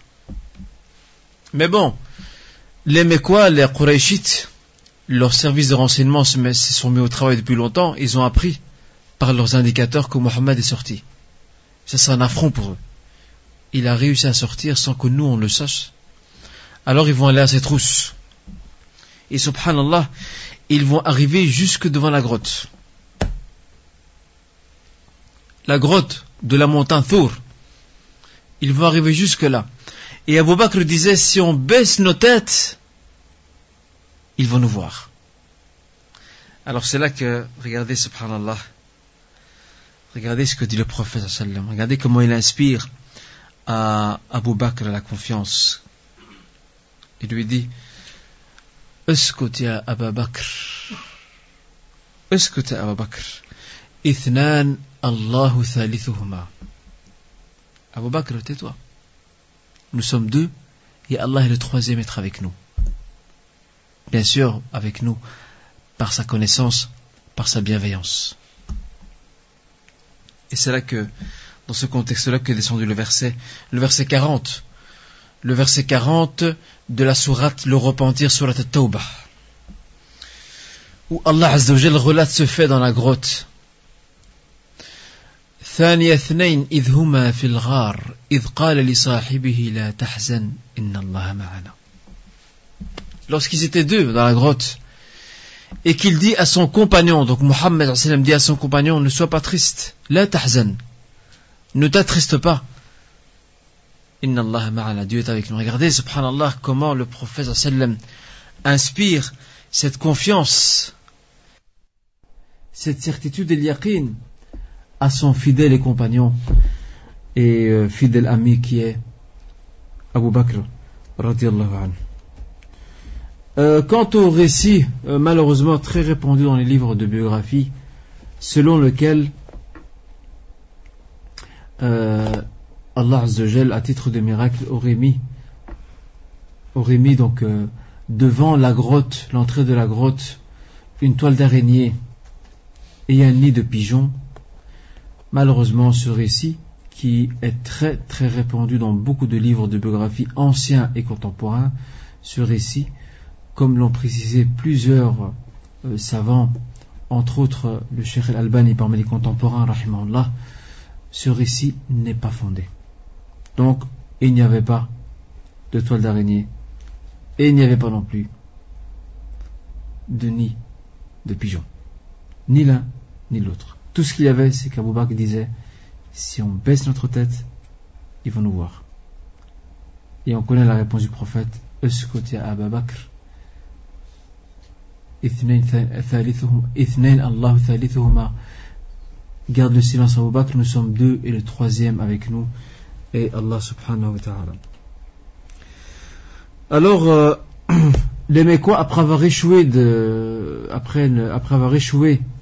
dans leur tentative de retrouver le prophète sallam et d'arrêter son départ Parce que si Mohammed quitte la Mecque et arrive vers Médine, ce sera une fois de plus une défaite cuisante. Ça veut dire qu'il va trouver un endroit où il sera bien accueilli, et ce sera un affront pour la Mecque et pour les Mecquois, ce qu'ils ne peuvent pas supporter d'ailleurs. Et même leur prestige en sera durement touché. Alors, face à cette situation, les grands chefs de Quraysh vont réserver une récompense de 100 chamels, mi'atu naqa, 100 chamels à ceux ou celui qui réussit à capturer Mohammed et son compagnon vivants et les ramener à la Mecque. Celui qui arrive à les capturer vivants, qui les ramène à la Mecque, il a droit à ces 100 chamels, et bon, c'est un immense cadeau qui est fait. Alors lorsque cet homme, Abdullah ibn Arqat, arrive au bout de 3 nuits et qu'ils partent avec lui, ils vont arriver auprès, en traversant le désert, auprès d'un homme qui s'appelle Abu Ma'bad. C'est un bédouin. Il avait sa tente, quelques brebis, quelques moutons, etc. Et Muhammad qui avait très soif. C'est ce que c'est le désert. Il va demander à cet homme, Abu Ma'bad va lui dire, as-tu de quoi nous donner à boire? Il dira malheureusement non, j'ai ici plusieurs chèvres, elles sont toutes porteuses, à savoir elles sont enceintes, donc elles n'ont pas de lait. Et c'est là que le prophète sallam va demander l'une d'entre elles. Et il va invoquer Allah subhanahu wa ta'ala, et voici que celle-ci lui donneront beaucoup de lait. Subhanallah, est-ce possible? Elle est porteuse, donc elle est enceinte, elle n'a pas de lait. Et Abu Ma'bad va voir de ses propres yeux ce lait abondant qui va sortir lorsque le prophète va traire cette chèvre, et va boire lui, Abu Bakr et aussi Abu Ma'bad, et c'est là qu'il dira, est-ce toi cet homme dont prétend les Mecquois? Est-ce toi cet homme dont prétend les Mecquois que tu as changé de religion? Il dit, c'est moi. Il a dit, ashhadu an la ilaha illallah wa annaka Muhammadan ou Muhammad Rasulullah. Je témoigne qu'il n'y a de divinité que Dieu, je témoigne que Muhammad est son messager. Pourquoi a-t-il dit ça? Il a dit ça quand il a vu le miracle de ses propres yeux. Il a compris que cet homme ne ment pas, que ce n'est pas un charlatan. Et à ce moment-là, il va demander, me permets-tu, donc Abu Ma'bad va demander au prophète en disant, c'est un bédouin, me permets-tu de t'accompagner? Il dit non. Attends que je t'envoie un signal lorsqu'on aura la primauté, autrement dit, lorsqu'on aura le dessus, qu'on se sera imposé, à ce moment-là, tu pourras te manifester et nous rejoindre. Donc, le prophète, bien sûr, ici, sallam, a visé à garantir la sécurité de ce bédouin afin qu'il ne subit pas de représailles de la part de sa tribu ou d'autres personnes. Parmi ceux qui étaient passionnés et qui voulaient absolument capturer le prophète sallam et son compagnon Abu Bakr, un certain Suraqa ibn Malik. Suraqa ibn Malik voulait absolument gagner et obtenir cette récompense de combien? 100 chamels. Il voulait l'obtenir absolument. Et alors qu'il était à la Mecque, parce que Suraqa ibn Malik est mécois, alors qu'il était à la Mecque, voilà que 3 hommes sont de retour. Et ces 3 hommes veulent dire au chef mécois, nous avons vu 2 hommes dans le désert. Suraqa il est malin. Alors il va leur dire, chut, silence radio, venez vers moi. Mais dites-leur plutôt que vous avez vu 2 hommes qui appartiennent à telle tribu. En fait, il veut brouiller les pistes. Pourquoi faites-il cela? Parce que ces 3 hommes vont lui dire où se trouve exactement Muhammad dans le désert. Abu Bakr, comme ça, il ira lui-même seul, parce que s'il le dit aux autres, si ces 3 hommes disent, voilà, on a vu Muhammad et Abu Bakr, ou 2 hommes dans le désert, tel endroit, ils vont tous vouloir y aller. Alors il les a captés et a gardé l'information pour lui, et il est parti donc à leur recherche. Et effectivement, de loin, il va voir Muhammad sallam et Abu Bakr. ils sont en train d'avancer pour aller vers Médine. Et subhanallah, à plusieurs reprises, sa monture trébuche. Et il tombe à terre à plusieurs reprises. Et puis il se relève. Et puis il remonte sur sa monture. Et au moment où il s'approche, il n'est plus très loin de Muhammad sallallahu alayhi wa sallam. Voilà que les pattes de son cheval s'enfoncent dans le sable. Et le voilà qui fait un culbute et se retrouve par terre. Et lorsqu'il réussit à sortir son cheval, à lui sortir ses pattes du sable, et qu'il reprend la route, il criera très fort, parce qu'il a compris qu'il y avait quelque chose, il y a un miracle. Impossible de l'atteindre. Et il va entendre de loin Muhammad en train de lire des versets. Et Abu Bakr se tourne très fréquemment pour voir qui est derrière, alors que le prophète ne se tourne pas parce qu'il a totalement confiance en Dieu. Ça ne veut pas dire qu'Abu Bakr n'a pas confiance, il l'a aussi, mais Abu Bakr, à la différence du prophète, Abu Bakr n'est pas inspiré par la révélation comme l'est le prophète Muhammad sallallahu alayhi wa sallam. Et c'est là qu'il va crier haut et fort, alors qu'il, comme je disais, il s'approche de plus en plus d'eux et qu'il verra une sorte de fumée, une sorte de tempête qui le ramasse, et il va crier haut et fort en demandant absolument à Abu Bakr et au prophète sallam qu'il y ait un pacte entre eux et lui-même, parce qu'il a compris, il a pris conscience que ce à quoi appelle Muhammad sallam est vérité, qu'il est véritablement le prophète d'Allah azza wa jal. Alors Abu Bakr aura l'autorisation de la part du prophète sallam de nouer ce pacte avec lui. Il reviendra à la Mecque, il fera preuve de discrétion, et ce n'est qu'après la conquête de la Mecque ou la libération de la Mecque qu'il va raconter l'histoire de sa poursuite du prophète sallam et aussi du fait que c'était la cause de sa conversion donc à l'islam.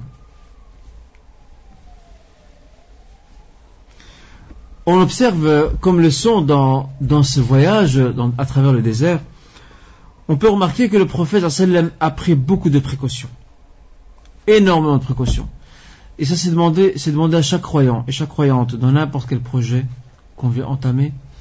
On doit prendre des précautions, on doit être vigilant et attentif.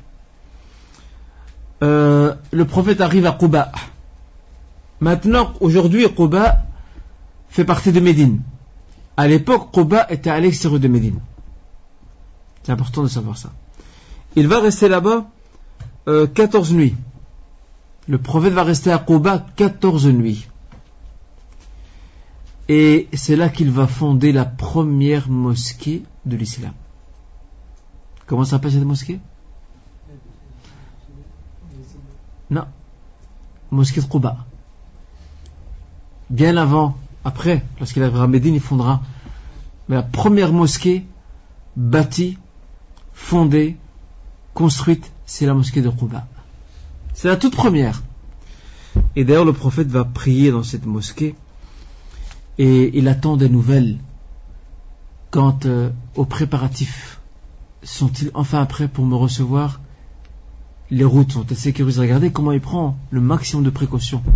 Alors qu'il sait que rien ne lui arrivera parce qu'il est protégé par Allah subhanahu wa ta'ala. Malgré tout, il doit prendre des précautions. C'est un devoir pour lui de le faire afin de donner l'exemple à ses compagnons. Et donc, 14 nuits là-bas, à Quba. Et cette mosquée restera historique, car il va même dire plus tard que celui qui se rend à la mosquée de Quba et qui y prie 2 rak'at, ça équivaut à quoi? Ça équivaut à quoi? Si vous allez maintenant à Médine et que vous vous rendez à la mosquée de Quba et que vous priez là, ça correspond à quoi? Tout à fait. Qui est dit Umrah? Qui est dit Umrah? Celui qui va là-bas, qui va prier 2 rak'at à la mosquée de Quba, c'est comme si il a fait une Umrah en compagnie du prophète sallallahu alayhi wa sallam.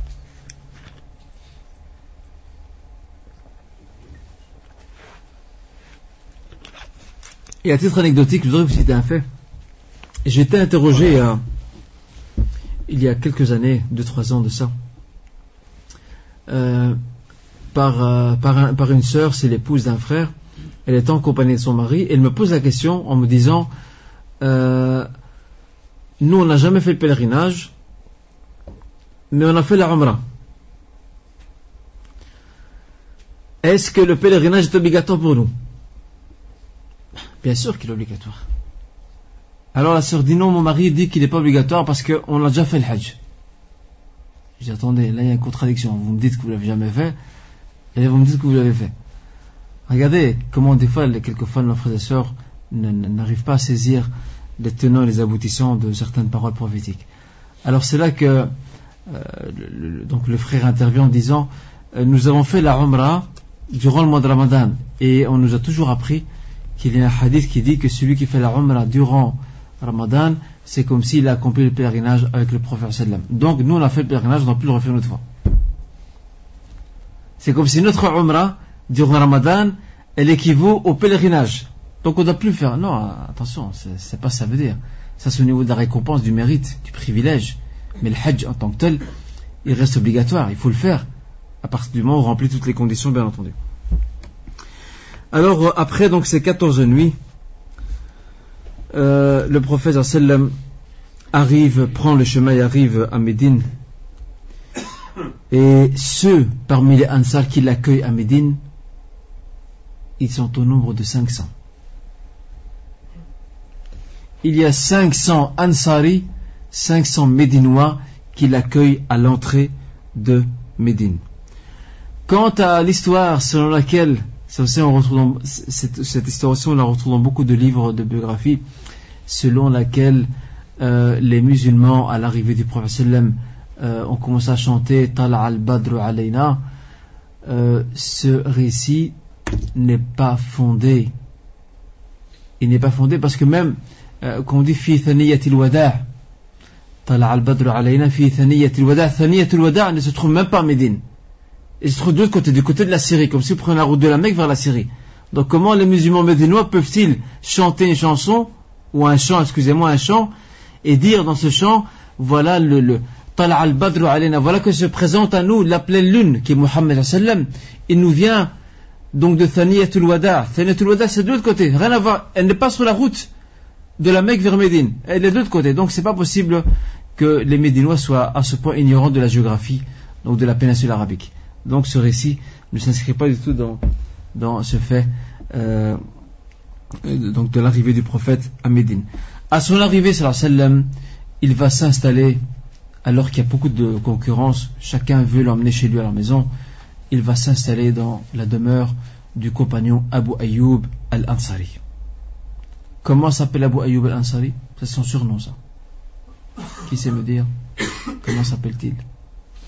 Il s'appelle Khalid ibn Zayd. Khalid ibn Zayd. Le prophète sallallahu alayhi wa sallam va s'installer dans la demeure d'Abu Ayyub al-Ansari. Abu Ayyub al-Ansari avait 2 étages. Donc le rez-de-chaussée et le premier étage. Alors le prophète sallallahu alayhi wa sallam va s'installer au rez-de-chaussée. Et Abu Ayyub al-Ansari et sa famille s'installent au premier étage. Mais regardez, subhanallah, l'adab. Regardez le comportement et l'éducation de ces musulmans. Abu Ayyub al-Ansari est gêné. Comment puis-je habiter au-dessus du prophète sallam? Comment me mettre au-dessus de lui? C'est pas digne de moi en tant que musulman. Il va descendre sur le prophète, il va lui dire écoute, je préfère que toi tu sois en hauteur par rapport à moi. Parce que certes tu es plus haut que moi dans ton savoir, dans ta noblesse. Et le prophète va refuser et va s'excuser en disant je préfère prendre l'étage d'en bas pour plusieurs raisons. Entre autres, quand il y aura les fidèles qui viendront, sa famille aussi, lorsqu'elle entrera, sortira, et tous ceux qui voudraient le rencontrer, ils auront plus de facilité à venir donc chez lui au rez-de-chaussée. Et ce qui démontre subhanallah, l'éducation de ces musulmans,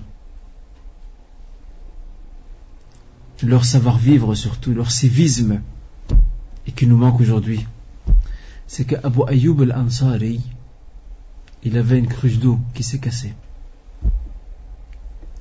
Et l'eau a commencé à se déverser. Il a eu peur que l'eau ne tombe vers le bas, dans l'appartement provisoire du prophète sallallahu alayhi wa sallam. Regardez l'adab. Et c'est là qu'il va tout faire pour essayer de sécher cette eau avec tout ce qu'il a sous la main, de le sécher pour empêcher qu'il ne fasse qu'une goutte d'eau ne puisse tomber en bas. Subhanallah. Alors qu'en est-il nous aujourd'hui par rapport à nos voisins? Wallahi, sans exagérer, beaucoup de gens de notre communauté, nous sommes les gens les plus bruyants, les moins respectueux des voisins. Il y a un fait anecdotique que je vous relate, et c'est très illustratif quant à, malheureusement, à notre manque d'éducation dans le rapport avec nos voisins. J'étais une année invité chez un frère, c'était le soir, chez un frère, et ce frère me racontait, mesquine, il me disait qu'il se place beaucoup énormément de ses voisins. Voisins, ce sont des musulmans. Ils habitent juste au-dessus. Lui, il est au rez-de-chaussée, eux sont au-dessus. Il me dit, subhanallah, toutes les nuits, c'est la même chose. L'époux et l'épouse travaillent, le couple en question travaille, tous les deux, et leur vie commence à partir de 11h, 11h30, minuit. C'est là que leur vie commence. C'est là qu'ils cuisinent, c'est là qu'ils aiment la télévision.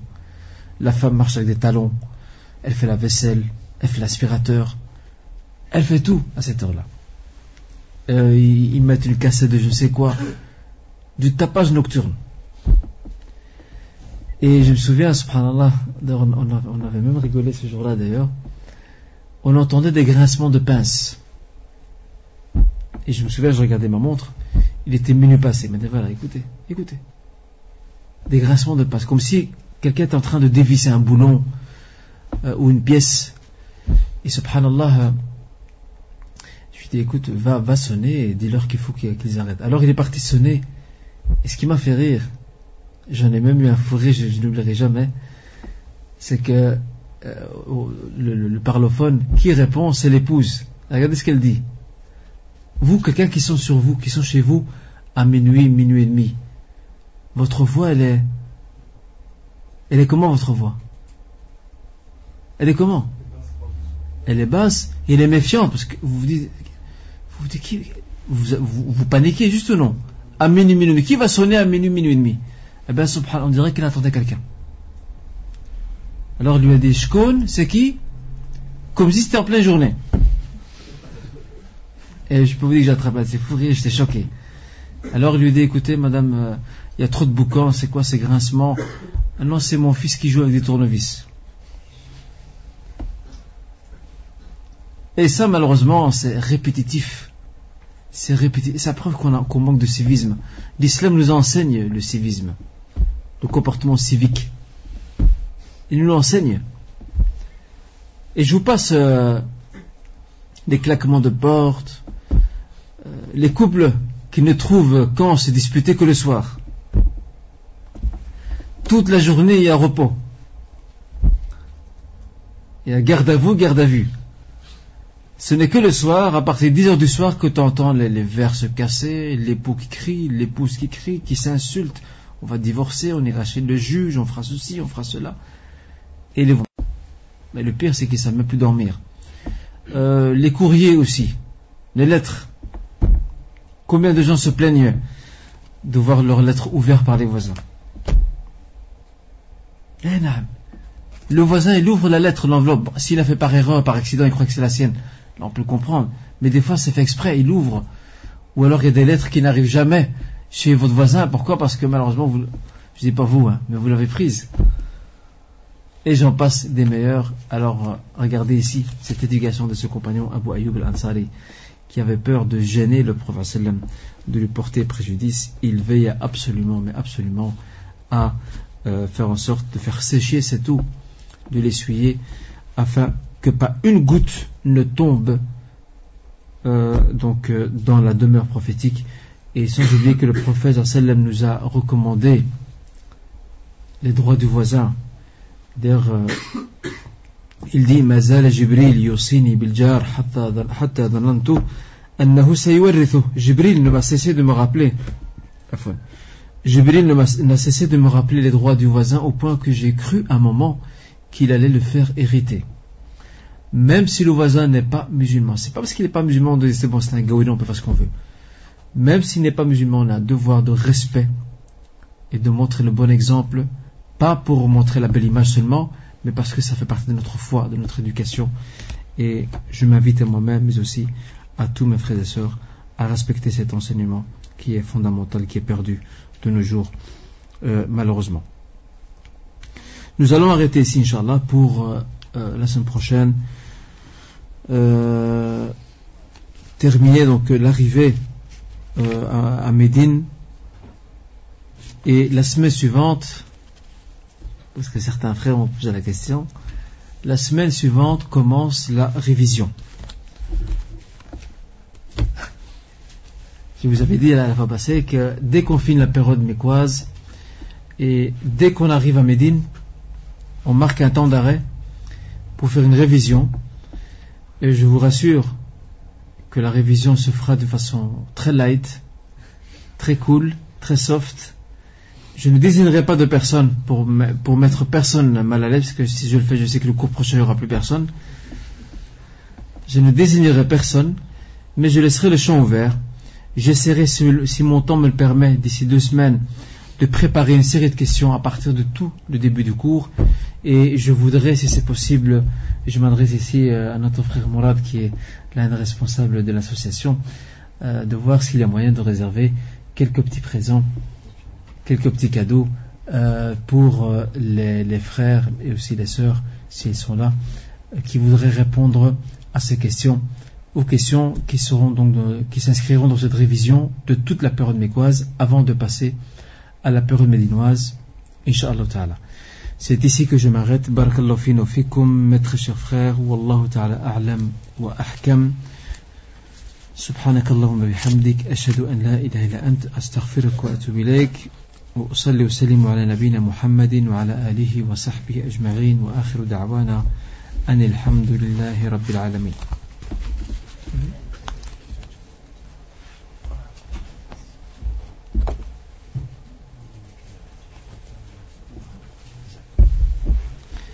Donc il y a une question ici qui est posée par un internaute par rapport à... Oui, juste rappeler, normalement on va prier le Maghrib ici, mais bon, s'il y a des frères qui veulent y aller, on ne peut pas les empêcher. Sinon on priera la prière de Maghrib ici, Inch'Allah, si tout va bien, dans quelques instants. Donc une question est posée ici par un internaute qui s'interroge en disant qu'il a commencé à lire dans la biographie, qu'il a constaté, remarqué qu'il y avait quand même pas mal de hadiths, de traditions prophétiques qui n'étaient pas très fondues, très fiables. Alors quel livre conseiller? Aussi le livre donc de Tariq Ramadan, donc dont j'avais cité la fois passée à titre d'exemple parmi les livres écrits en français d'auteurs contemporains, connaît-il?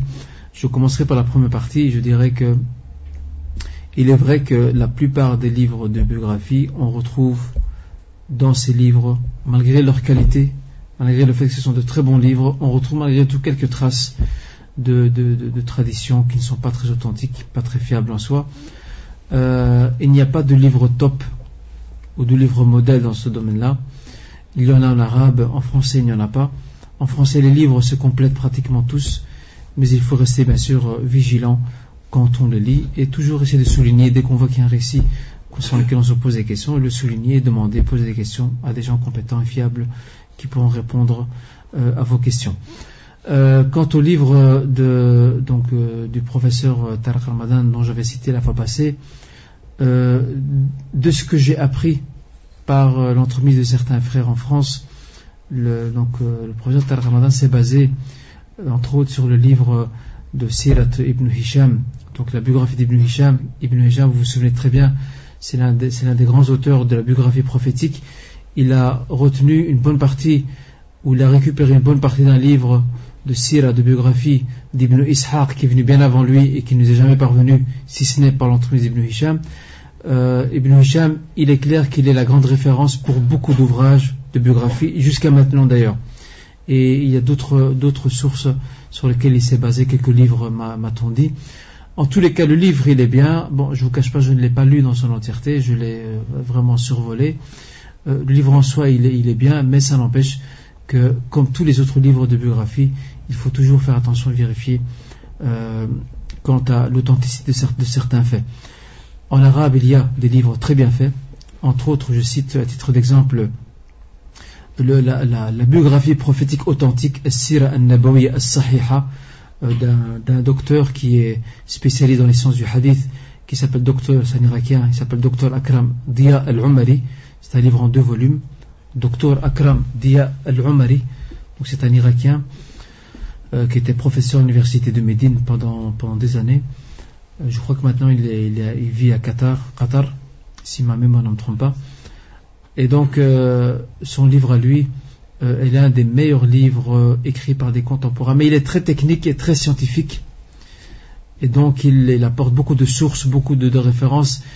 Je dirais que pour quelqu'un entre guillemets, pour le commun des mortels, il n'est pas très pratique.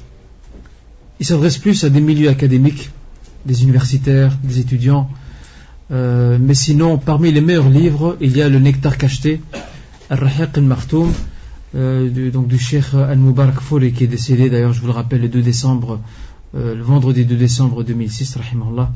C'est parmi les meilleurs livres, bien que celui-ci aussi n'a pas échappé à quelques remarques critiques, mais dans son ensemble il est très très bien fait en français.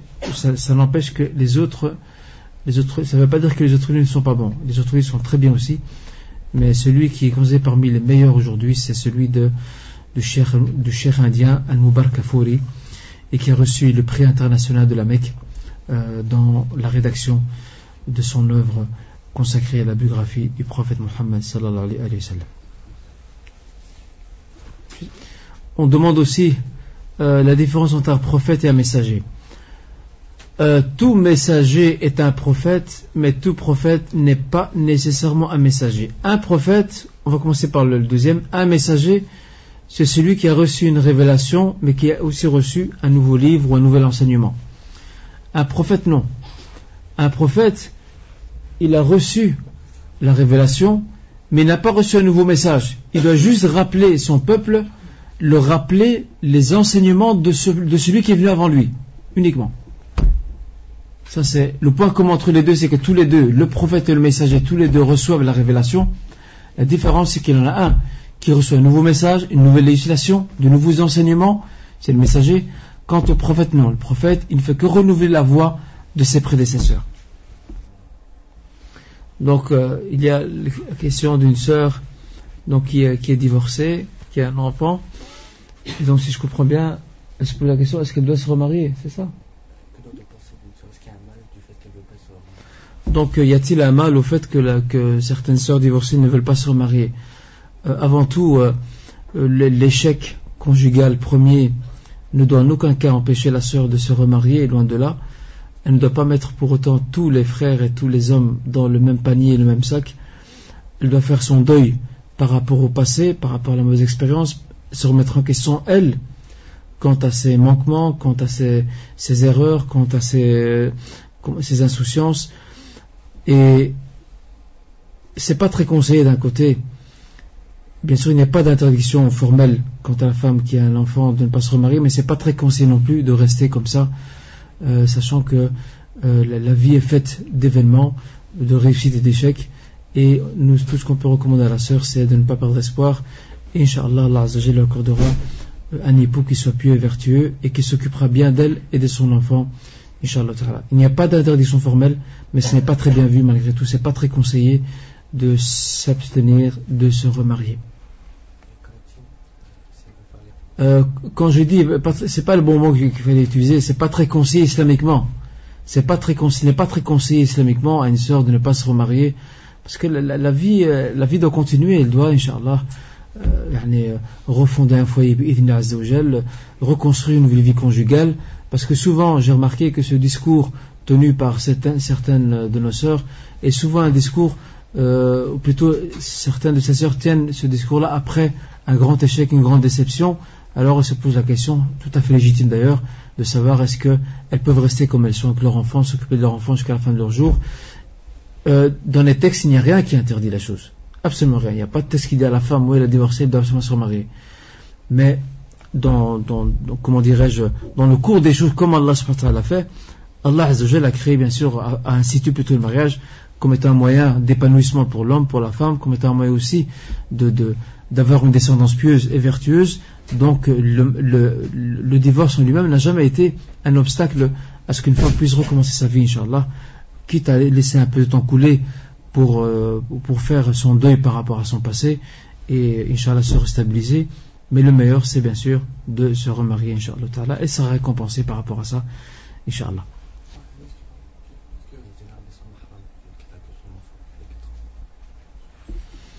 Donc la sœur aussi demande par rapport à la hijra, donc au fait d'émigrer, de partir du pays où elle se trouve pour aller en terre musulmane, sachant qu'elle n'a pas de mahram. D'abord, il faut distinguer entre deux situations. Si maintenant, dans l'état actuel des choses, elle est capable de pratiquer sa religion, de veiller à ses devoirs religieux, sans dans l'étroitesse par rapport à cette situation, eh bien ici, c'est clair que la hijra la concernant n'est pas pour autant une obligation. À ce moment-là, s'il veut faire la hijra, il doit attendre, Inch'Allah, d'avoir un mahram, un de ses proches ou encore son futur mari pour le faire. Dans l'autre cas, c'est toute personne qui estime que dans le pays où elle vit, elle n'est plus capable de pratiquer sa religion. Elle ne sait plus pratiquer sa religion correctement. Là, à ce moment-là, ça fait partie des obligations, et quand il y a obligation, certaines conditions inhérentes au voyage peuvent tomber par rapport à cette obligation, entre autres celles exigeant la présence d'un mahram pour voyager.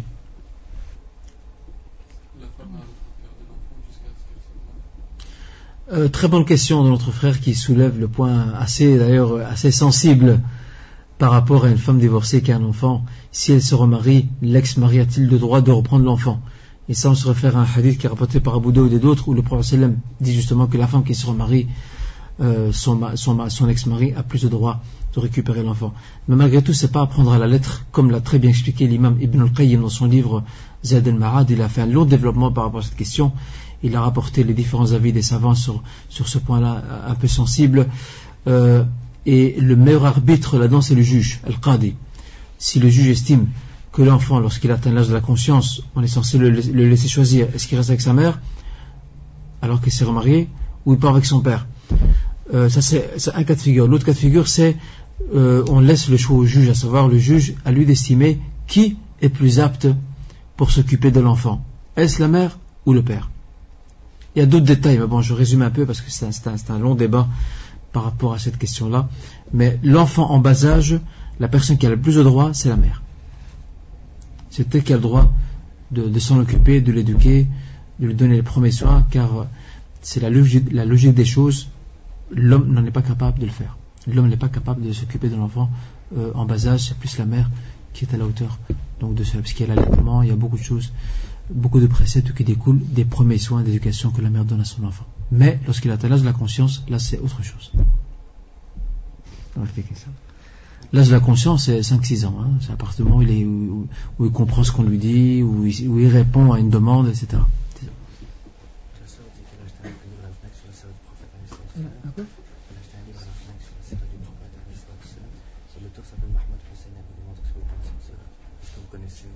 Mohamed Hussein. Ahmed Hussein.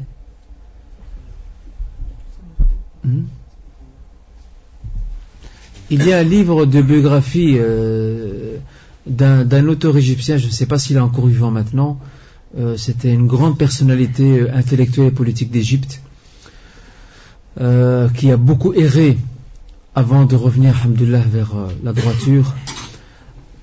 Cet auteur, en tout cas s'il est décédé, rahimahullah, s'il est encore vivant, hafidahullah, que Dieu le garde, lui il s'appelle, si ma mémoire ne me trompe pas, et lui il a écrit un livre sur le prophète, il s'appelle Mohammed Hussein Haykal. Donc je ne sais pas si la sœur parle du même auteur, Mohammed Hussein Haykal. C'est un auteur égyptien. Je n'ai jamais lu son livre, ni vu d'ailleurs, je sais qu'il existe, que certains auteurs contemporains en parlent, mais sans plus. Allahu a'lam. On va terminer par une dernière question qui est venue sur le net, et après quand on va prier le Maghreb, Inch'Allah, parce que l'Aïcha n'est pas loin. Donc le mont de Arafat, c'est le mont le plus important, et c'est l'emplacement le plus important du pèlerinage. Le prophète sallam le dit, il dit Al-Hajj Arafat. Le pèlerinage, c'est Arafat, c'est le pilier central du pèlerinage. Et c'est pas pour rien que cette station sublime et importante, c'est durant ceci qu'Allah Azza wa Jal pardonne les péchés de tous ses serviteurs qui viennent vers lui, repentants et dans un état de soumission, d'humilité la plus totale envers le Créateur. Et nous, quand je dis nous, c'est-à-dire ceux et celles qui ne sont pas au pèlerinage durant cette période-là, eh bien, nous avons comme compensation le fait de jeûner ce jour-là pour essayer de partager, dans la mesure du possible, la récompense à laquelle ont droit les pèlerins, qui est l'absolution totale de leurs péchés. Nous, il nous est demandé de jeûner et nos péchés de l'année passée et suivante nous sont pardonnés. C'est aussi quand même assez grandiose comme récompense dans la parole d'Allah Azza wa Jal. Donc c'est un mont sacré. Beaucoup de prophètes sont passés par là, comme le relatent plusieurs traditions prophétiques, où le prophète sallam commence à décrire le pèlerinage de certains prophètes, et c'est ce qui fait de lui un lieu sacré et saint en islam. En tout cas, barakallahu fikum, mes très chers frères et sœurs, et nous allons maintenant, Inch'Allah, prier l'après le Maghrib. Et la semaine prochaine, comme je l'ai dit, la semaine prochaine, nous terminerons la petite partie liée à l'installation du prophète à Médine, et la semaine suivante, il y aura une révision qui sera faite quant à toute la période mécoise jusqu'à l'émigration, avant de passer à la vie à Médine. Et là on fera un voyage dans le temps pour voir comment était organisée la vie en Médine, qu'est-ce qui se passait là-bas exactement. Tout ça on découvrira Inch'Allah dans la semaine suivante. Bihawli wa quwwati wa barakallahu fina wa fikum, jazakumullahu khairan, wassalamu alaikum wa rahmatullahi wa barakatuh.